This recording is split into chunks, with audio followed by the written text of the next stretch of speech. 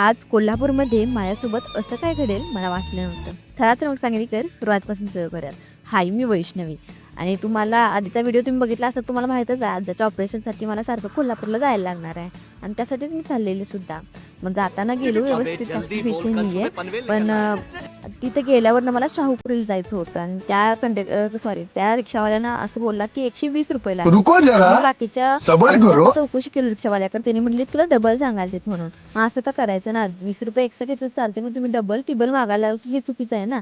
आणि माझे पप्पा पण लाईक करा म्हणतात, तो चॅनल लाईक सबस्क्राईब नक्की करा, कारण सबस्क्रायबर वाढीत झालं.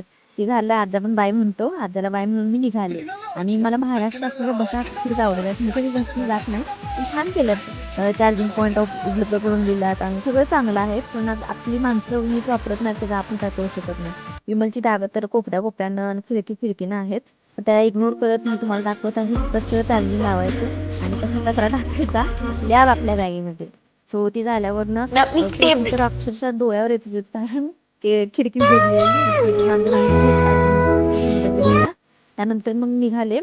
मिरजमध्ये पोहोचल्यावरनं मिरजमध्ये त्या बाबानं 4च्या जागी 8 सीटा बसवल्या. ते बसवल्या, माझ्या तोंडाकडे बघून समजतंय तुम्हाला की किती त्रास व्हायला मला. पण असू दे, ते पण झालं. पण त्याचं पुढं काय वेगळंच चाललेलं. त्यानंतर माझ्या मैत्रिणी आल्या आणि मग आम्ही मॅगी खायला गेलो. मग कॉफी पण पिलो, चहा पण पिलो आणि आलो. बस इतकाच माझा दिवस. थँक्यू.